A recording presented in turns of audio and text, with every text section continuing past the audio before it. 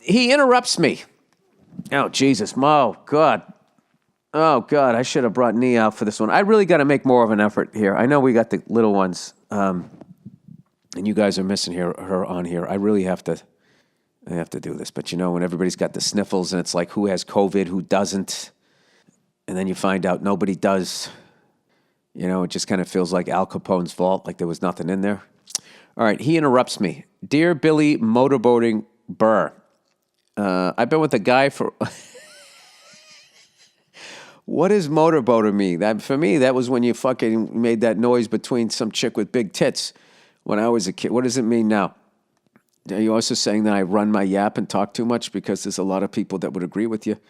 Anyway, I've been with a guy for over 6 years now, and he is a wonderful, blue-eyed, blue-collared man with a big heart. I am, however, struggling with his terrible habit of blatantly interrupting me when we talk to each other. All right, wait a second. Is this my wife trolling me? It feels like it's written by her. In recent years, I have realized that his father is actually worse and that it's more likely where he got the habit from. His father raises his voice and talks over his wife while she's in mid-sentence. Oh, God.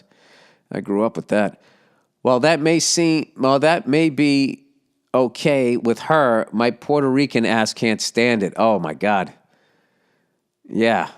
All right. If we're going with stereotypes, Irish people drink, Yeah, Puerto Rican girls. Yeah, they're not the kind of women you want to piss off as far as my brief period of living just adjacent to Spanish Harlem. It makes me feel like he's just waiting for his turn to speak, and my boyfriend is not really taking in what I'm saying. Well, that's exactly what you should be feeling. You're also Puerto Rican, so you have like a 90% chance of being drop dead gorgeous, so why are you putting up with this? I have pointed this out, which is what are you saying? Ugly women should put up with more? I mean, well, that's how it works as an ugly guy. Welcome to the putting up with more camp. I have pointed this out so many times that today I told him to look up some articles on it because his habit has not changed much in the last 2 years. He does this more when he's anxious, and since COVID, he's pretty much anxious all the time. Do you have any suggestions on how I can improve setting boundaries or how we talk to each other? I have suggested therapy or some sort of medication in the past, but this stubborn Irish man won't do it. I swear to God. If you said you were a black woman, I'd be like, this is my wife writing in. He is a gem of a man, but this habit is frustrating. You're my favorite comic, and I appreciate you taking the time to read this. And you're a sweetheart. Love from, all right. I never say what people are from.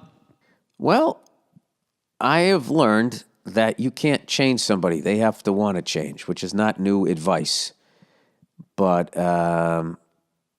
you also don't have to put up with it. What I do and what I have found that works is going for a walk. When the person you're with is in the wrong and they're just in an emotional place where they're not capable of saying that they're wrong, which I do all the time, more than my wife. But when my wife does it, look at me protecting the peace of the home.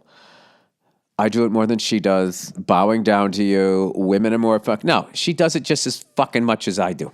All right, but I'm quicker with the apologies. I think just because I'm louder, it's just so obvious that I'm wrong.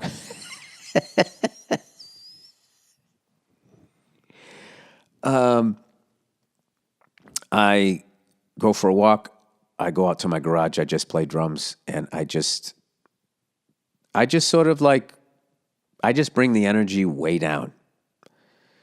I'm not that fun person to live with anymore. I'm here, I'm not leaving, but I'm not fucking, And it's just like, you just have to, there's a way to do it to hold them accountable. When somebody is interrupting and talking over you, like, how are you going to discuss this with them anyway? It's going to make you more frustrated. So what you do is you just take your ball and you go home. I would just be, oh, you're going to interrupt. Okay, well, I'm not, okay. And just leave. Where you going? Well, I'd answer you, but you'd interrupt me like you just did. All right, and you just fucking leave. I would just do that. And I would just sort of, I don't know, try to make like a game out of it. And maybe by doing that, the person will realize how much they're doing it. This is a half-court shot, if not a full-court shot. I think that's what you're up against is a really tough thing. But you also said he's a gem of a guy. So my thing is, are you also... Nah, I can't say you're doing the woman thing where you're just going to find something. You know, you're just going to find something. I think that's the big thing with them is you always have to be working on something while they can just continue to be who they are. So they're molding you so they don't have to adjust themselves at all. It's really fucked up is what it is. But what you're complaining about here, I grew up with, which is unbelievably fucking annoying. And probably one of the many reasons of my layers of anger that I'm trying to work my way through. So hopefully your gem of a boyfriend will hear you. Maybe you could write him a letter, an email. I guess letters are old school. Yeah. You can try different techniques, but I don't think any of it involves actually sitting down and discussing something. You can't discuss... I mean, that's like a sketch. I need to sit down and discuss how much you interrupt me as the person interrupts you. So I would do that. You got to go more like passive aggressive, which is not something that I like to do, but I feel like passive aggression works in relationships if you're trying to avoid arguing with each other. You don't even have to be passive aggressive. You can just say, okay, you interrupt, and I would just talk as he continues to talk. You interrupt all the time. I've told you I don't like it, so I just made a promise to myself that I wasn't going to listen to it anymore because it drives me up the wall. So I'm going for a walk. I'll see you later. And then that's it. And just leave him in the quiet of where you live. All right? And he'll walk around. Fuck, I wasn't interrupted. He's going to talk to himself. And then eventually, he's going to feel how empty that place feels without you and your wonderful spirit. And then that's going to make him pause and think. And then, you do that about 5 to 10,000 times, and that gradually the change will happen. But other than that, it sounds like you got a great guy, but that is super fucking annoying. You know what I always wished I had? A chip clip. When somebody would, don't you think? They were talking over you and just fucking clip it right on their fucking lips. Just clip it and you'd be like, I'm talking. I could sell those for fucking $19.99 at night, right?